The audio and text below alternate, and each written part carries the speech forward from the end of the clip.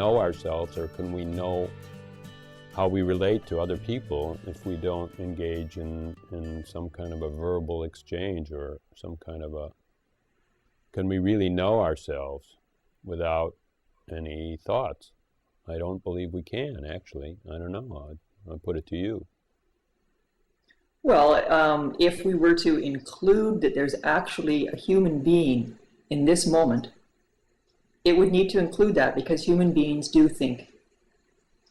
You know, there are thoughts that are happening at some point. Then there's thoughtlessness happening at other points. There's wide open stillness, a variety of different experiences.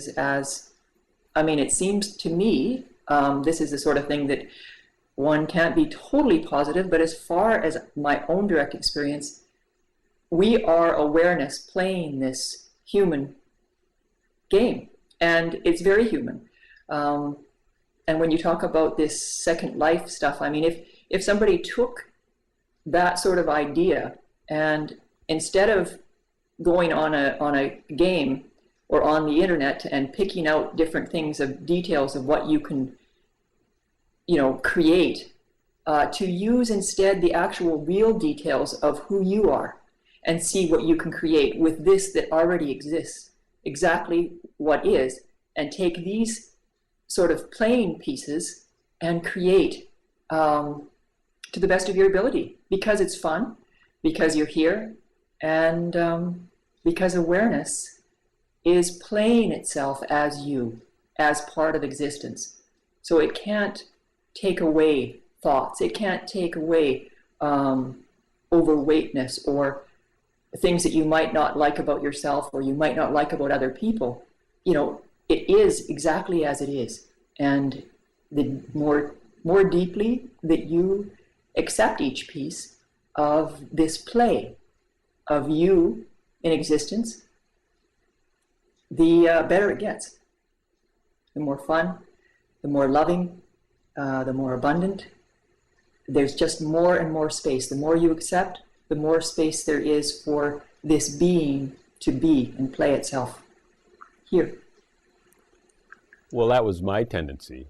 When I made an avatar, I happen to call it Never Not Here, but if there was too many Richard Millers, I suppose, but I just make it plain as, not having any desires to put on any other kind of look or something like that. In fact, my whole life, in a way, is exposure, and somehow I guess I have a silly belief that the more people that receive me, the more I'll receive myself.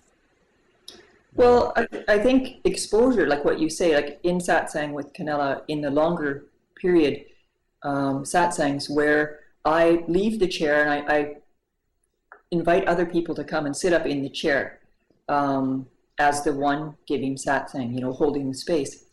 And there's something beautiful about that, because people are willing to be exposed exactly as they are. So to be seen as that, and to see as that, you see, it's a two-way thing, to see and be seen. And that's actually occurring all the time, but the more conscious you are and the more willing to actually consciously put yourself forward in this exposure of simply who you are. Exactly. Just giving it up to, you're just this human being, nothing more, nothing less than right here, right now, what you are. I like very much what you said, because I was kind of trying to drive that at the same point, but maybe I was going in a long way. But I brought up Second Life, and you said, well, how about making an avatar that's just exactly like you and accepting all those things? And the point that I was, the question I actually phrased to you was, can you know yourself without this series of communications that you tell yourself? And maybe I said, can you relate to somebody without some kind of verbalization? But it's also a verbalization or a story that you tell yourself. Can you even know anything about yourself without that? And I think you mentioned a teaching that says drop your story, and maybe that just means drop your current story. It doesn't mean don't have a story, completely don't have a story. But It is. It means not to attach to yourself or identify with yourself as if, okay, your story is that you are a doctor and you have a wife and 3 children. Then if you go around wearing that, like that icon that you're saying, and think of yourself as being the doctor with the 3 children and the wife, and carrying that around everywhere, well, that's not the best. Whereas you're just this being, your awareness traipsing around as this human being. That's the play in each and every moment. So I don't know, I guess I'm not, my preference is to point to exactly what is occurring, inclusive of absolutely everything, that there's nothing wrong whatsoever with anything that's occurring.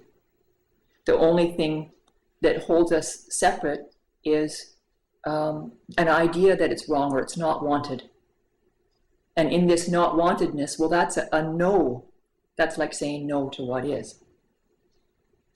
So to go around full circle to your question,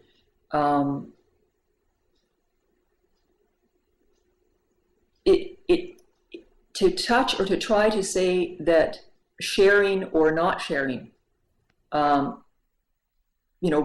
allowing your story or not allowing, it's whatever is actually occurring.